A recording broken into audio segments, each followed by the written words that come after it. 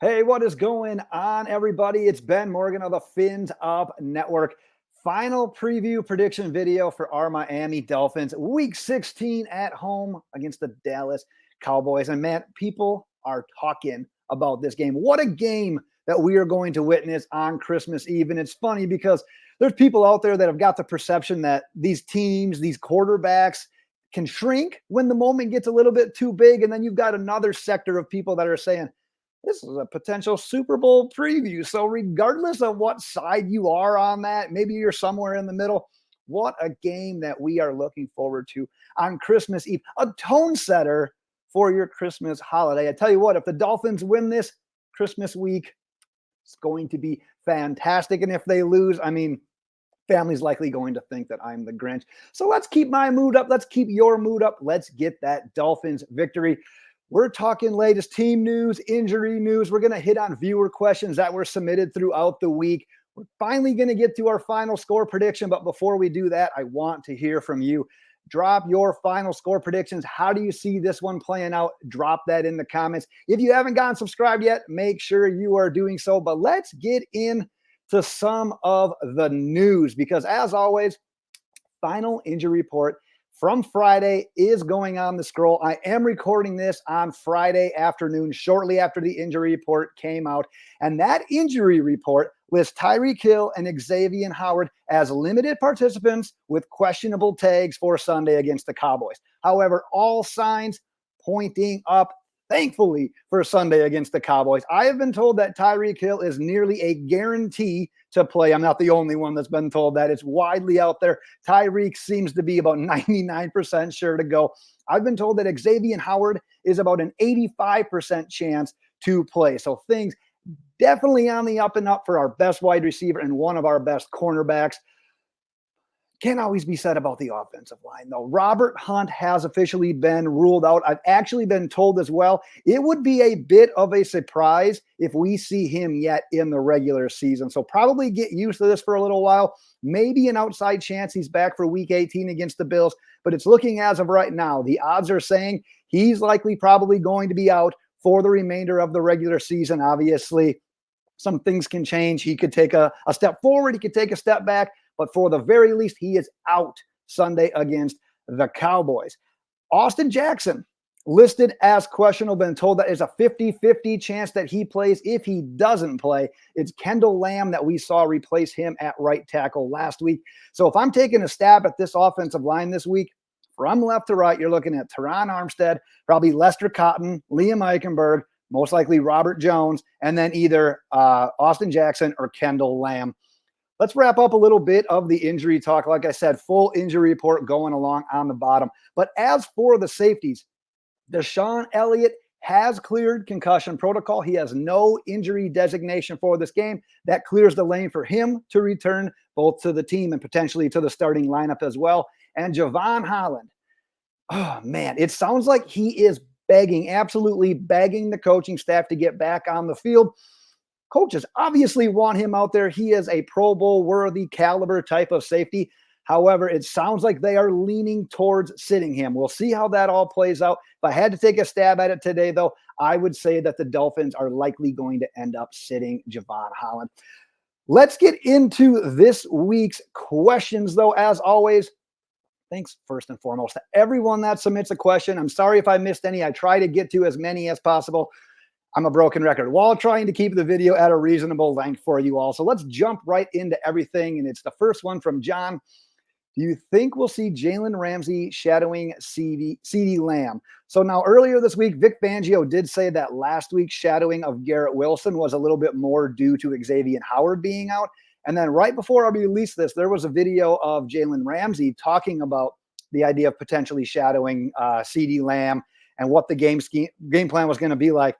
He sort of seemed almost upset that it really wasn't going to be part of the game plan, it being shadowing of CeeDee Lamb. Where I fall on this, you know what? It works. Due to the success we had last week against Garrett Wilson, I know the Jets are a completely different story compared to the Cowboys, but man, it works. And Jalen Ramsey can play on the boundary. He can play in the slot. He can play safety. He can do so much. It's like, why wouldn't we use him, the versatility that he has? And the thing about CeeDee Lamb is, quite often, he'll line up in the slot. So even if you're saying, okay, well, we're going to have X back, we got guys on both sides. Well, if he's lined up in the slot, we're likely going to see him matched up on Cater.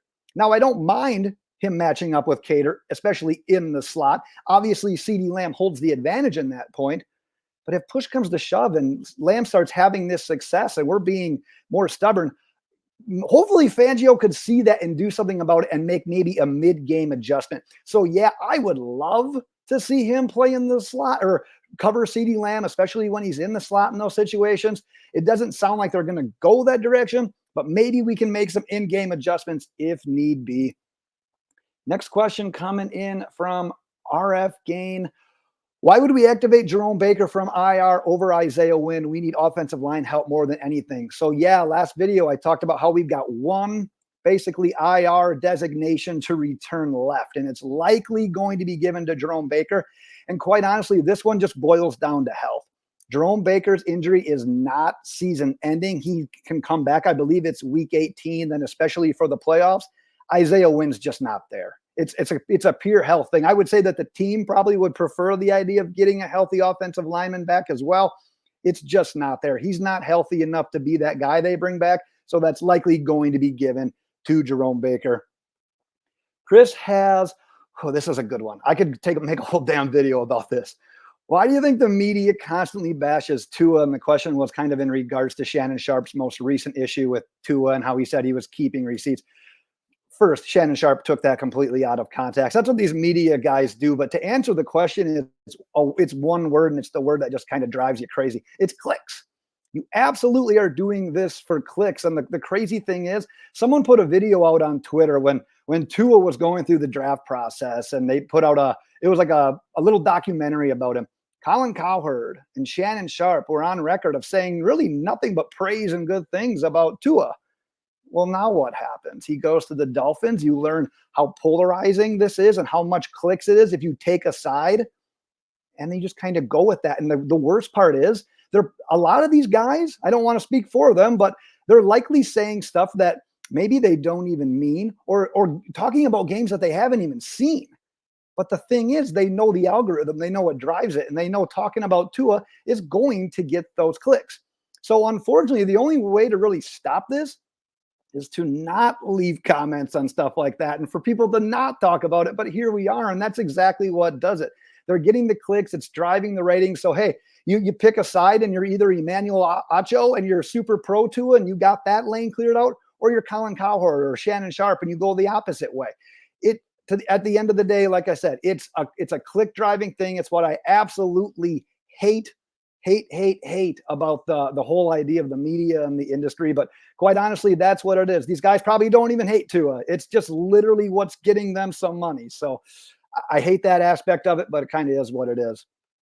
Alejandro says, how would you eliminate the negative plays on offense without risking our capacity to produce explosive plays?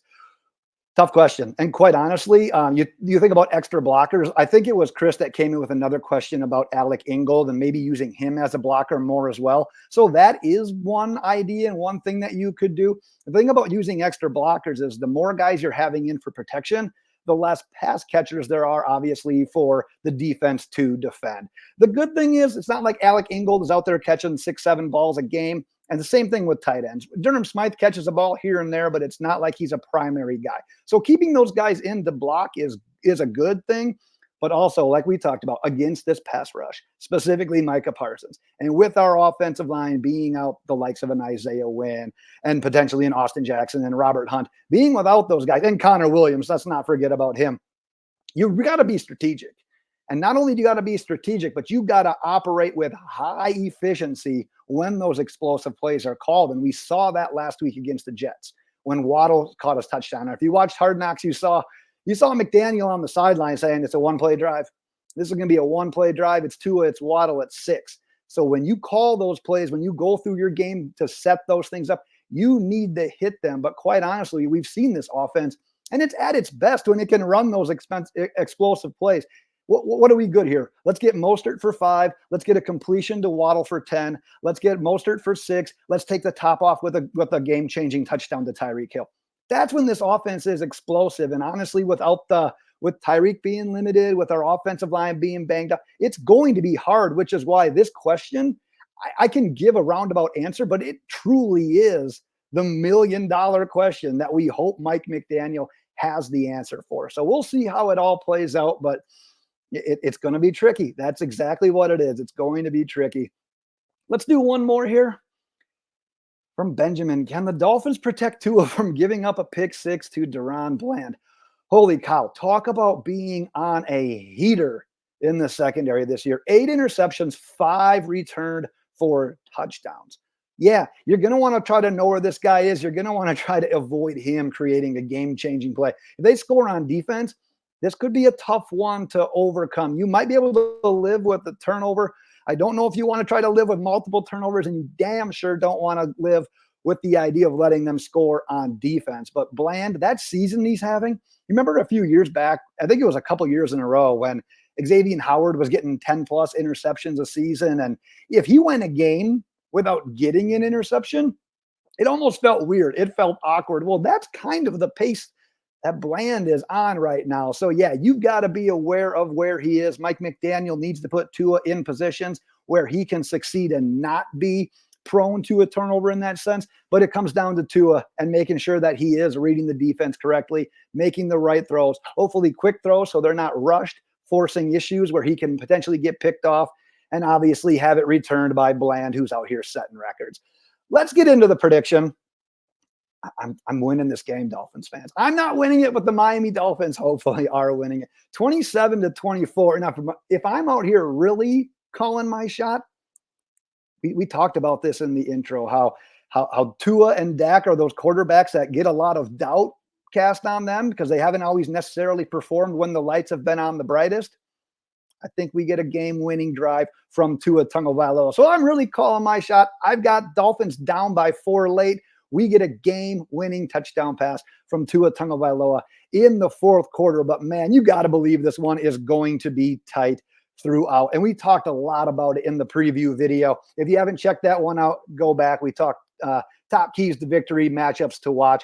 But, honestly, you got to contain CeeDee Lamb, whether that's Kohu, whether that's X, whether that's Ramsey, whether that's whether if we end up shadowing him, we've got to contain Lamb. Their next leading receiver is Jake Ferguson, a tight end. After that, it's Brandon Cooks. And yeah, Cooks has speed. He's got a lot of experience, but you need to stop CeeDee Lamb and Tony Pollard in this offense. You got to contain Micah Parsons. We talk about how much he can wreck a game. 12 and a half sacks this year. He's got a forced fumble. He recovered for a touchdown as well. You got to know where he is. But if we look at what the Bills did last week, they established the run. They pounded with the run. They let Josh Allen throw the ball 15 times. I don't want Tua only throwing 15 times. I don't think we need to carbon copy that, but we need to establish the run game with Mostert, with A-Chain, really get those guys going, and that'll give Tua more time and more confidence and more ability to make plays down the field in the passing game. And like we said, be efficient with those potential explosive scoring opportunities when we get them. That is what I have got, Miami Dolphins fans. Like I said, I want to hear from you. Your thoughts, your score predictions, go ahead, drop them in the comments.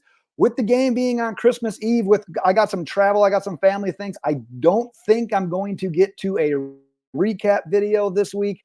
However, we'll see how that all plays out. Regardless, I'll be back at some point in time. Got the Tyreek shirt on today too. So that's what I'm going to do. I'm going to peace out, call it a day. But until next time, Dolphins fans, fins up.